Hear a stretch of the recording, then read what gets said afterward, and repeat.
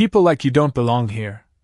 the man said, his voice cutting clean through the quiet like a blade drawn across glass, and for a moment even the wind seemed to hesitate as it passed over the rows of polished stone and trimmed grass, carrying the scent of fresh earth and something colder, something older. Elijah Brooks didn't look up right away, his knees pressed into the damp ground, fabric worn thin against the chill, his fingers moving slowly across the face of the headstone as if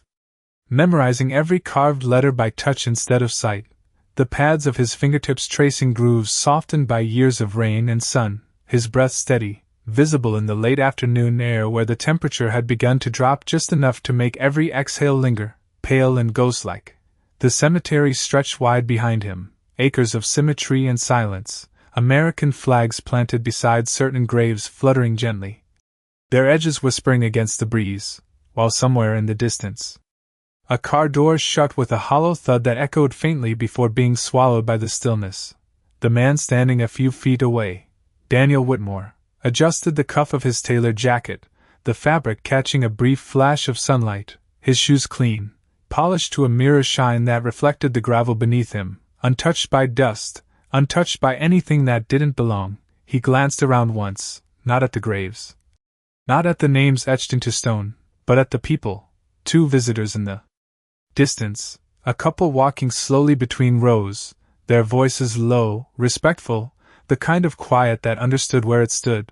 Daniel's jaw tightened almost imperceptibly as his gaze returned to the figure kneeling in front of him, and something in his posture hardened, as if the presence of that one man disrupted the entire order he believed he maintained. Elijah's coat hung loose on his frame, threadbare at the sleeves.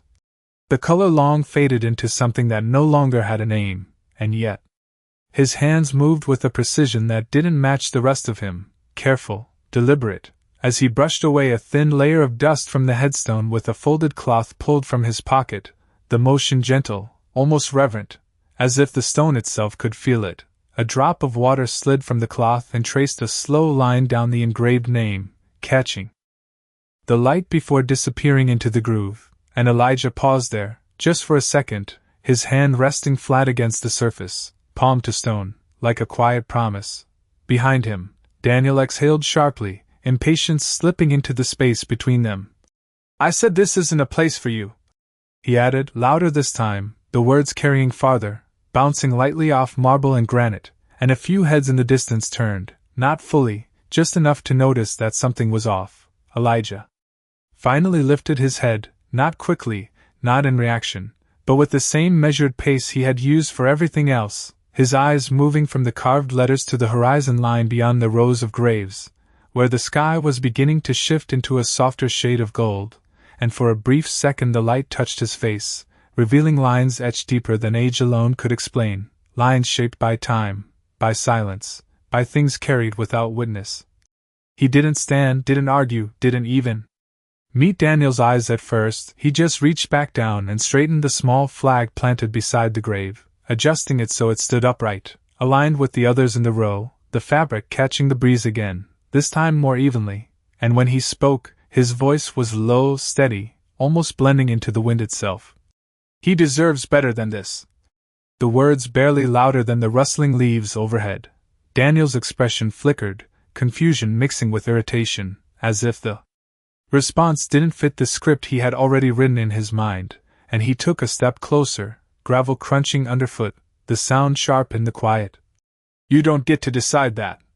he said, his tone controlled but tight, while somewhere nearby a bird lifted suddenly from a branch, wings beating once, twice, before disappearing into the open sky. Elijah's hand remained on the stone, fingers spread slightly, as if anchoring himself to something deeper than the ground beneath him, and for a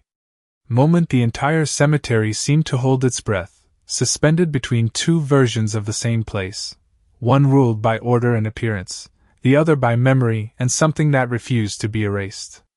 Daniel let out a slow breath through his nose, the kind that carried more judgment than words ever could, and for a second he just stood there watching the old man's hand rest against the stone as if it had always belonged there, as if it had earned the right to stay, which only seemed to tighten something inside his chest. The late afternoon light shifted again, sliding across the rows of headstones in long golden lines that stretched like quiet shadows, and Elijah finally lifted his hand, drawing the cloth back into his coat pocket with care, folding it once before tucking it away, his movements unhurried. Untouched by the tension standing just behind him, a faint hum of a maintenance cart echoed somewhere near the entrance, its electric motor low and steady, blending into the background like everything else that tried not to disturb the place. But here, in this small space between two men, the quiet felt heavier, as if it had weight. Elijah pushed himself up slowly from the ground, one hand bracing against his knee, the effort subtle but real, and when he stood, he did not turn immediately. Instead, he adjusted the small patch of grass at the base of the grave, pressing it down flat where it had lifted, aligning it with the rest, as if even the smallest detail mattered. Daniel shifted his stance, gravel crunching again beneath his shoes, sharper this time, less controlled. "You are going to leave," he said, not loudly, but with the kind of certainty that expected obedience, the words falling into the air like they had been practiced, like they had worked 100 times before. Elijah finally turned then, his eyes calm, not confrontational, not apologetic, just steady, meeting Daniel's for the first time, and there was something in that look that did not match the worn coat or the tired lines on his face, something grounded, something that did not bend easily. A breeze moved through again, lifting the edge of Elijah's sleeve and carrying the faint scent of cut grass and distant pavement warmed by the sun, and for a brief moment neither man spoke. The silence stretching just long enough to feel intentional. "I will be done in a minute," Elijah said quietly, his voice even, as if he were speaking about something simple, something ordinary, and he glanced back at the headstone for just a second, not long enough to explain anything, but long enough to show that his presence there was not random, not careless. Daniel's jaw tightened again, the line of it sharp beneath the fading light. "This is not a place to linger,"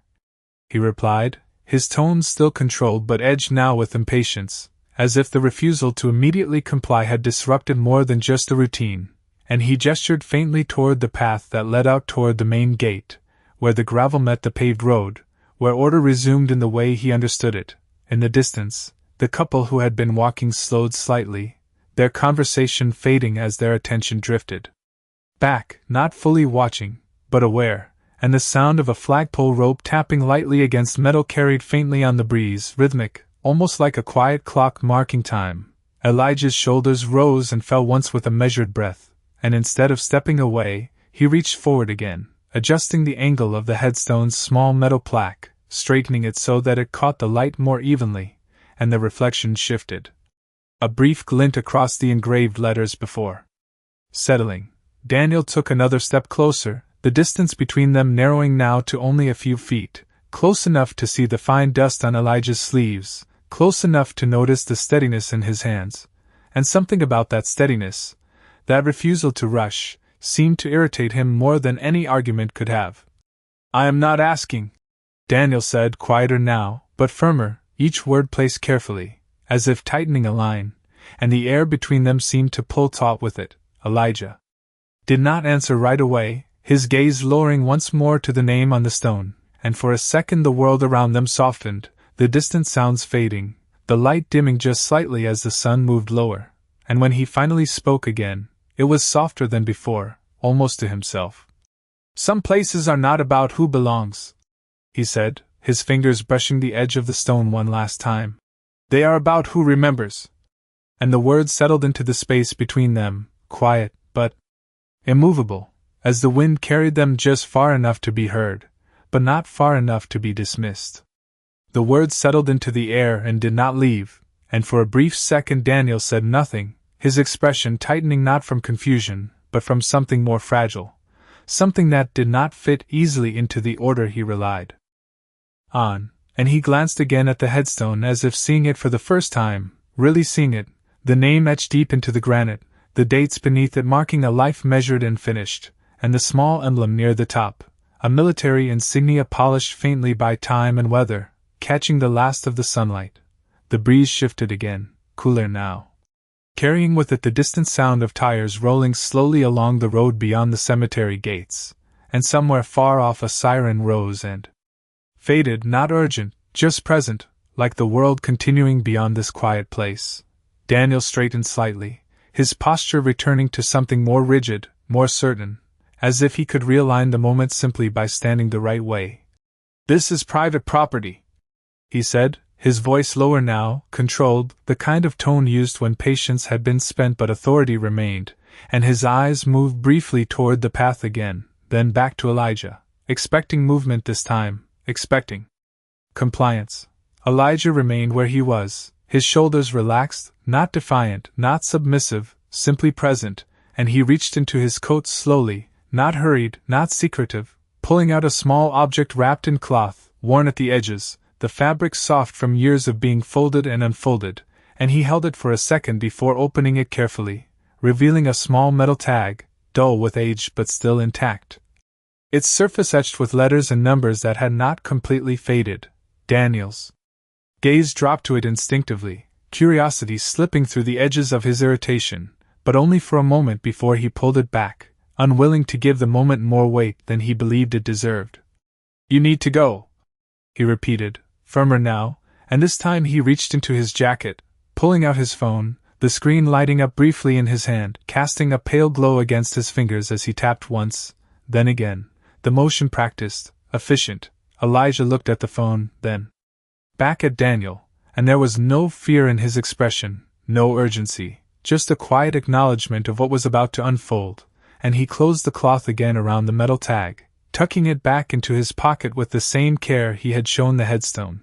The light shifted once more as the sun dipped lower, stretching the shadows longer. Across the grass, the lines of the graves extending like quiet markers of time, and the couple in the distance had stopped walking now, their conversation fully faded, their attention no longer pretending to be elsewhere. Daniel held the phone to his ear for a moment, his gaze fixed forward, his voice low as he spoke, giving short, clear details. His words carried just enough on the breeze to signal what was coming without fully revealing it, and when he ended the call, the silence returned. Heavier than before, filled now with expectation, Elijah turned slightly, not to leave, but to face the headstone once more, his hand resting lightly against it again, fingers spread as if grounding himself in something deeper than the moment unfolding around him, and his eyes softened, not with sadness alone but with something steadier, something rooted in memory, and he spoke quietly, almost as if the stone could hear him. "I told you I would come back." The words barely above a whisper, yet clear enough to carry. Daniel watched him, his expression unreadable now, caught somewhere between irritation and something else he could not name, and the distant hum of an approaching vehicle began to rise slowly, growing from a faint vibration into a recognizable presence, tires crunching over gravel near the entrance, moving closer with each passing second. The wind moved again, lifting the edge of Elijah's coat, brushing past the flags and the rows of stone, and for a moment everything felt suspended, as if the space between what had been said and what was about to happen had stretched thin, ready to break, and Elijah did not move, did not step away, he simply stood there beside the grave, steady and still, as the sound of the vehicle drew nearer, filling the quiet with something that could not be ignored. The vehicle rolled to a slow stop near the gravel path, its engine idling for a brief moment before shutting off, and the sudden absence of its low hum made the air feel sharper, more defined, as if every small sound now carried farther across the open space. 2 uniformed officers stepped out, their movements measured and routine, the kind shaped by repetition rather than urgency, and their shoes pressed into the gravel with soft, deliberate crunches as they approached, their eyes scanning first the surroundings, then settling on the 2 figures standing near the headstone. Daniel straightened slightly at their arrival, the lines of his posture firm again, familiar ground returning beneath him, and he gestured faintly in Elijah's direction without stepping closer, his expression composed, almost relieved to hand the situation over to something official. Elijah did not turn immediately, his hand still resting against the stone. His gaze lowered for just a moment longer, as if finishing a thought that had not been spoken aloud. And then he drew his hand back, letting it fall to his side, his fingers brushing lightly against the seam of his coat. The officers slowed as they neared, their presence quiet but unmistakable, one of them offering a brief nod toward Daniel before shifting his attention fully to Elijah, his tone calm, professional. "Sir, we have been asked to check on the situation." The words carried without judgment, without assumption, just procedure. Elijah met the officer's eyes with the same steady calm he had shown all along, and for a second the space between them held something unexpected, not tension, but recognition of a different kind of quiet, and he gave a small nod, not in agreement, not in surrender, simply acknowledgement. The second officer glanced briefly at the headstone, then back at Elijah, his gaze lingering for half a second longer than necessary. As if something about the scene did not quite align with the call they had received, and the wind shifted again, brushing past their uniforms, carrying the faint rustle of flags and the distant hum of traffic beyond the gates. Daniel crossed his arms loosely, the movement controlled, but his eyes remained fixed on Elijah, waiting, expecting the moment to resolve in the direction he had set, and the couple in the distance had stopped entirely now, their figures still against the rows of stone, watching in quiet uncertainty. The first officer spoke again, his voice steady. "Sir, can you step over here with us for a moment?"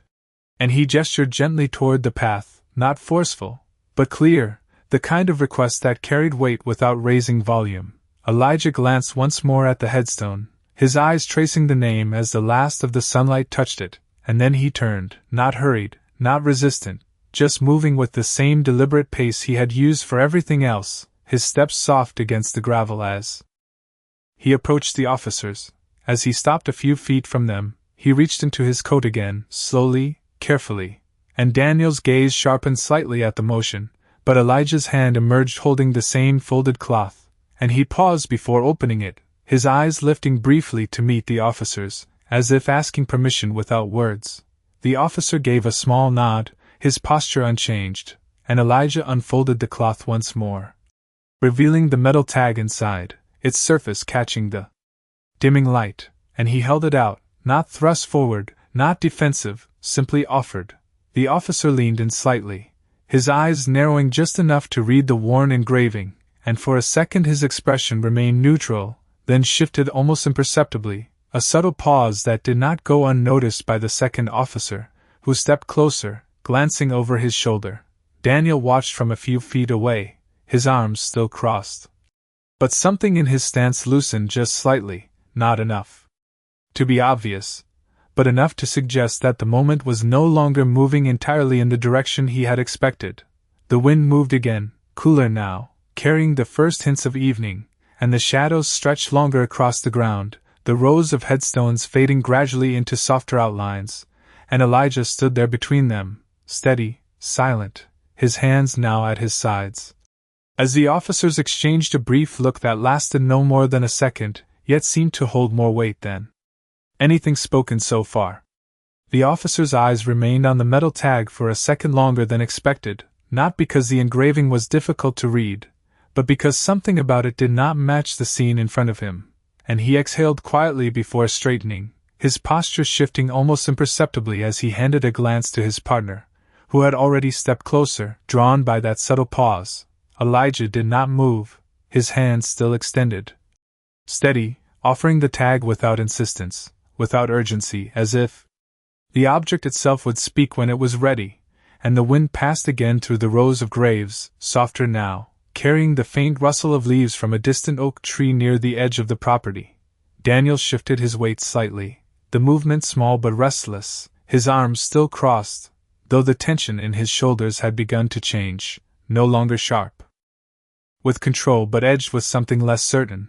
and he glanced briefly toward the officers as if expecting a quick resolution, something routine, something that would restore the order he understood. The second officer leaned in just enough to see the engraving clearly, his brow tightening for a fraction of a second before smoothing out again, but not completely, not enough to hide the flicker of recognition that had begun to form.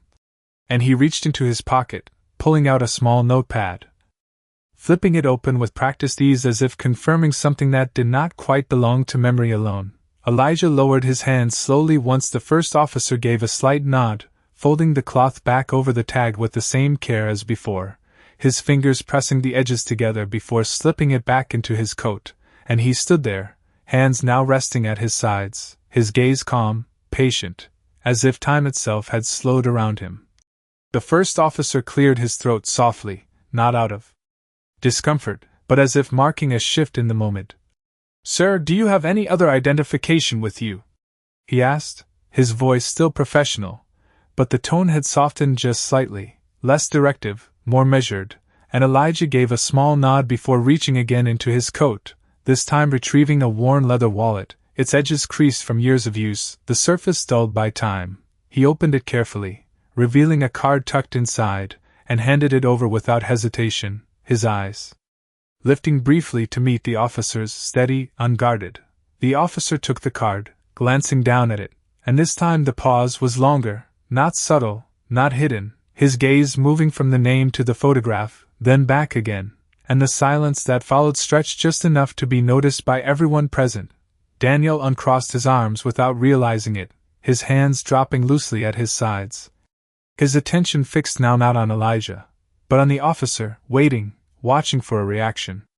That had not yet been explained. The second officer stepped closer, his eyes scanning the card as well, and the two exchanged a brief look, one that carried more weight than words, a silent confirmation that something had shifted, though it had not yet been spoken aloud. The distant couple remained still, their presence now fully attentive, their earlier hesitation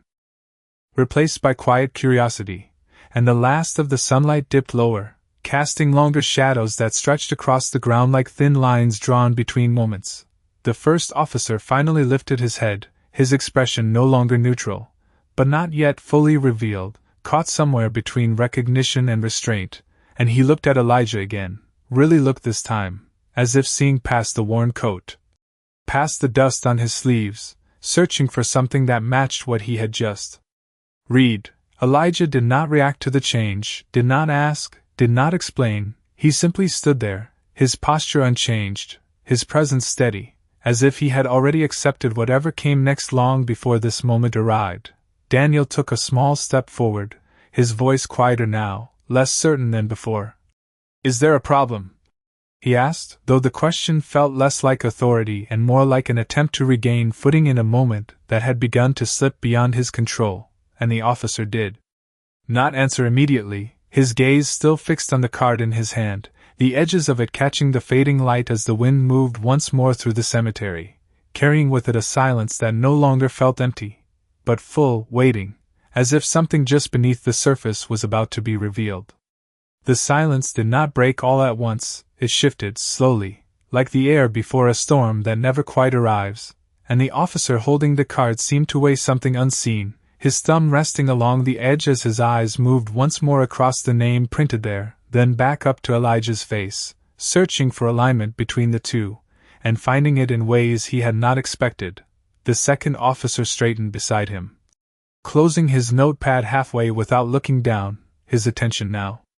fixed entirely on Elijah, and the faint crease in his brow remained, not from doubt, but from recognition forming into certainty. Daniel stood just behind them, his presence no longer leading the moment but trailing it, his earlier confidence thinning into something quieter, more uncertain, as if the ground beneath his authority had shifted without warning. The wind moved again, brushing through the flags in a soft ripple,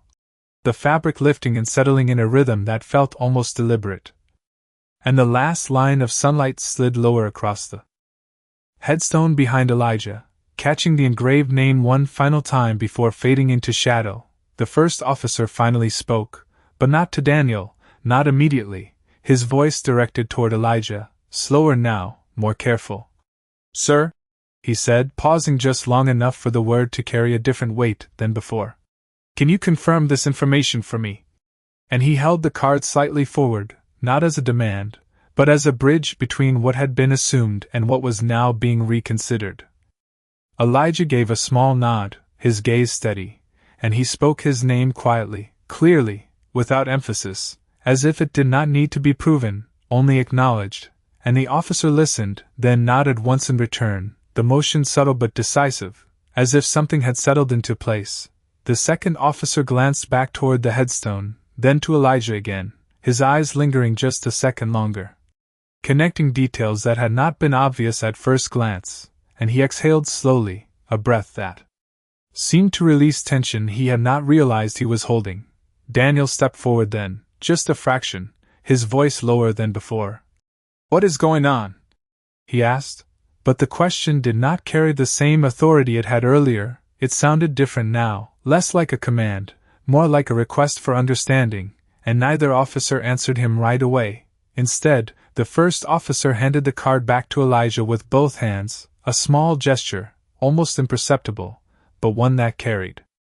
a shift in tone, in respect, in the space between them, and Elijah accepted it with the same calm he had shown from the beginning, sliding it back into his wallet, then into his coat, his movements unchanged. The second officer turned slightly toward Daniel, his posture still professional, but his expression no longer neutral. "Sir," he began, and there was a pause there, not hesitation, but a choice of words, as if the moment required precision. "We are going to need a moment." And the phrasing was deliberate, not dismissive, but clearly redirecting the flow of control. Daniel blinked once, the reaction small but telling, and he glanced between the two officers, then back at Elijah, as if trying to reconcile the man he had seen before with the one now standing quietly in front of him, unchanged in appearance, yet somehow entirely different. The air grew cooler as the sun dipped further, the light now soft and dim, casting the cemetery in shades of gray and gold, and the distant couple remained where they were, no longer pretending not to watch, their figures still against the fading light. Elijah turned his head slightly, just enough to look once more toward the headstone, his expression unreadable but not distant, grounded in something deeper than the moment unfolding. And he rested his hand briefly against his coat, near where the tag had been tucked away, as if confirming its presence without needing to see it again. The first officer glanced down at his radio, then back up, and for a second it seemed as though he might speak again. But he did not. Instead he exchanged one more look with his partner, a silent understanding passing between them, and the space around all four men held that understanding quietly, waiting. As the weight of what had been discovered settled in, not loudly, not dramatically, but with a quiet certainty that could no longer be ignored. The quiet did not feel empty anymore, it felt full, as if every breath, every glance, every small movement carried meaning that had not yet been spoken aloud, and the first officer finally shifted his stance, turning fully toward Daniel now, his posture still professional but no longer passive, the space between them marked by a line that had quietly been redrawn. "Sir," he said, his voice calm but firm, and the word landed differently this time, not as acknowledgement, but as correction. "There has been a misunderstanding." And Daniel blinked once, the reaction subtle but unmistakable, his shoulders tightening just slightly as he searched the officer's face for something that would restore the balance he had expected. The second officer stepped in beside his partner, his gaze steady, his tone measured. "This individual is authorized to be here," he added, choosing each word carefully, as if placing them into the moment with intention, and Daniel's eyes shifted immediately to Elijah. Then back to the officers, the pieces not yet aligning in a way that made sense to him. The wind moved again, cooler now, brushing through the rows of graves, carrying with it the faint sound of a distant flag snapping once against its pole, and the last trace of sunlight slipped behind the horizon, leaving the cemetery in a softer, dimmer light where details blurred and only outlines remained clear. Daniel let out a quiet breath, one that did not quite settle, and he glanced again at Elijah, really looking this time, not at the coat, not at the dust, but at the stillness, the composure that had not changed since the beginning, and something in that stillness began to press against his earlier assumptions. "Authorized how?" Daniel asked, his voice lower now, not sharp, but searching, and the first officer paused for just a second before answering, as if the weight of the explanation required precision. "Mr. Brooks is the listed next of kin," he said, and the words seemed to settle into the air with a quiet finality, not loud, not dramatic, but undeniable. Daniel's expression shifted, not all at once, but in fragments, confusion first, then disbelief, then something deeper, something that reached past the surface of the moment, and into a space he had not expected to confront, and his gaze moved slowly toward the headstone behind Elijah, the name there now carrying a different weight, a different connection, one that had been invisible to him only moments before. The second officer continued, his voice steady. "He has full rights to visit and maintain the site." And he glanced briefly at the headstone as he spoke, as if acknowledging the presence of the person it represented, and the quiet respect in that glance did not go unnoticed. Elijah did not react to the explanation, did not step forward, did not speak. He simply stood there, his posture unchanged, his hands resting loosely at his sides, as if the truth being revealed had always been there, waiting, needing no defense. Daniel's hands shifted slightly, fingers flexing as if searching for something to hold on to, some version of the moment that still made sense. But nothing came, and the space between him and Elijah felt different now, not defined by distance, but by understanding. By the absence of something he had assumed was there. The distant couple remained still, their presence quiet but attentive, witnesses to a shift that had unfolded without spectacle, without raised voices, only through the steady unveiling of what had been overlooked. The wind moved once more, softer now, carrying with it the faint scent of evening settling in, and Elijah turned his head slightly, his gaze returning to the headstone, his eyes resting there with a familiarity that no explanation could fully capture, and for a brief moment the entire scene seemed to realign around that single point, the stone, the name, the memory it held. Daniel swallowed once, the motion small but visible, and his voice, when it came again, was different, stripped of the certainty it had carried before. "I did not know," he said, and the words hung in the air, not as an excuse, not as a defense, but as a realization, late, incomplete, but real. The first officer gave a slight nod, not in agreement, but in acknowledgement of the moment, and the second officer stepped back half a pace, the tension that had filled the space now easing into something quieter, something resolved. Elijah remained still, his presence unchanged, as the truth settled fully into place around him, not loud, not forceful, but undeniable, like the weight of the ground beneath their feet, something that had always been there, whether it had been seen or not. The words lingered longer than they should have, not because they were loud, but because they carried the weight of something that could not be undone, and Daniel stood there with his gaze fixed somewhere between Elijah and the headstone, as if trying to reconcile two versions of the same reality, one he had believed in just minutes ago, and the one now quietly standing in front of him. The officers remained still, their presence no longer authoritative in the same way, but steady, respectful, as if the situation had shifted from enforcement to witnessing, and the air itself seemed to settle into a softer rhythm, the earlier tension dissolving into something quieter, heavier, more reflective. Elijah did not move right away, his attention still drawn to the headstone, his eyes tracing the engraved letters now barely visible in the fading light, and he took a slow breath, the kind that filled the chest fully before releasing without sound, as if grounding himself in something deeper. Then the moment unfolding around him. Daniel took a small step forward, then stopped, the motion uncertain, as if he had not yet decided whether he had the right to close the distance that had formed between them, and his hands, once controlled and deliberate, now rested loosely at his sides, fingers shifting slightly as if searching for words that did not come easily. "I should not have said what I said,"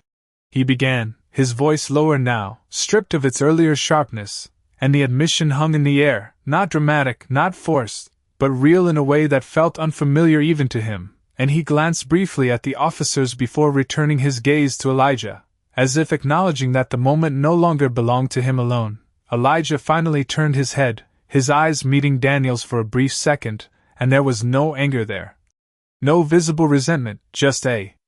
quiet steadiness that made the space between them feel even more exposed, and he gave a small nod, not as acceptance, not as dismissal, but as recognition of the words spoken. The wind moved again, softer now, brushing through the rows of graves with a gentle consistency, lifting the edges of flags and carrying the faint scent of evening grass, and somewhere in the distance a car passed along the road, its sound fading quickly into the background. Daniel swallowed once, the motion subtle but noticeable, and he looked toward the headstone, really looked this time, the name no longer just a carved surface but a connection he had failed to see, and he stepped slightly to the side, giving Elijah a clearer path, though no one had asked him to, the gesture small, almost instinctive. The officers exchanged a brief glance, then stepped back as well, their posture easing, creating space without instruction, without ceremony.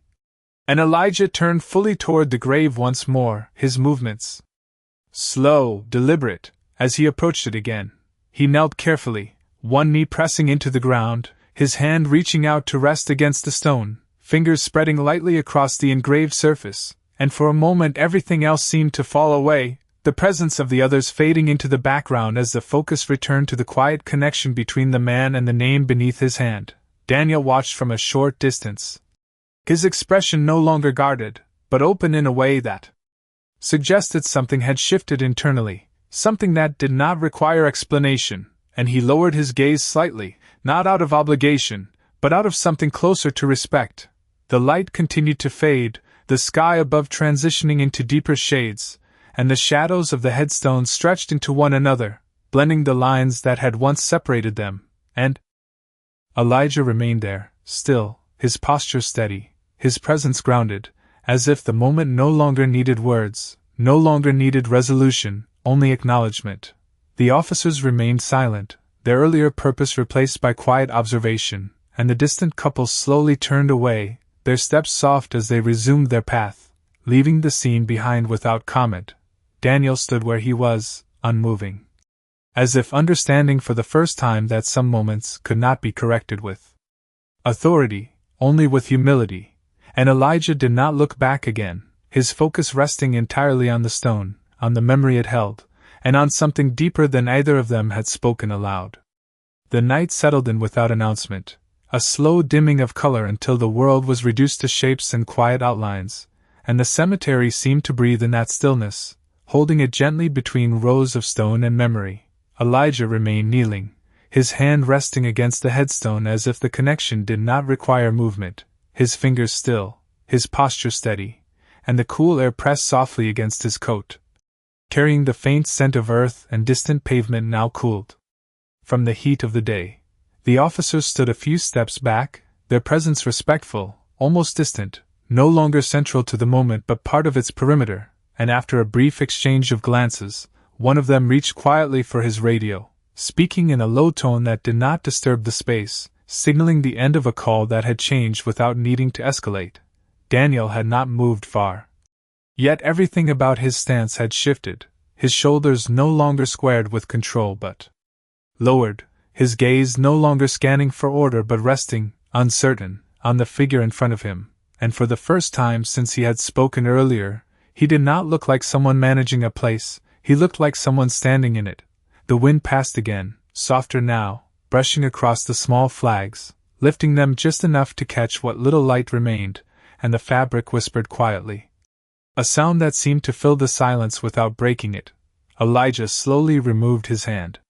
from the stone, not abruptly, but with care, as if releasing something that would remain even after his touch was gone, and he reached into his coat once more, drawing out the folded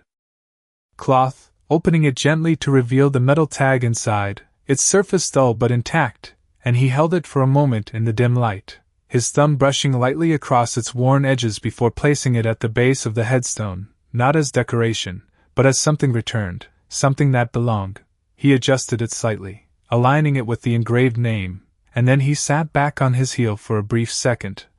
his gaze resting there, his expression calm, not empty, not heavy, simply present. Daniel watched without speaking, his throat tightening slightly as he followed the motion, the placement, the quiet intention behind it, and he took a small step forward, then stopped again, as if recognizing that the moment did not ask for him to enter it, only to witness it.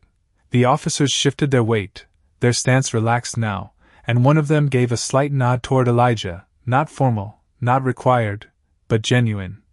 before turning back toward their vehicle, their footsteps soft against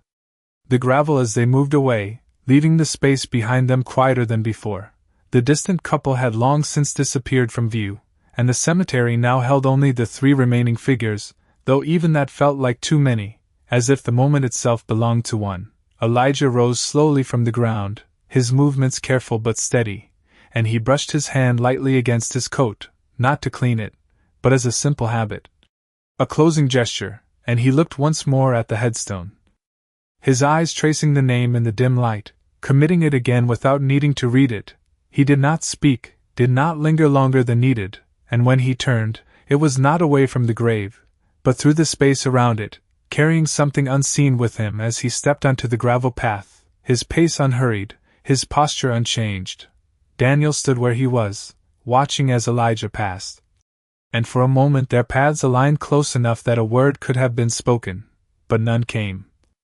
And Daniel lowered his gaze slightly instead, not out of obligation, but out of something quieter, something that had not been there before. The wind moved one last time through the rows of stone, the flag settling as the air cooled further, and Elijah continued walking toward the dim outline of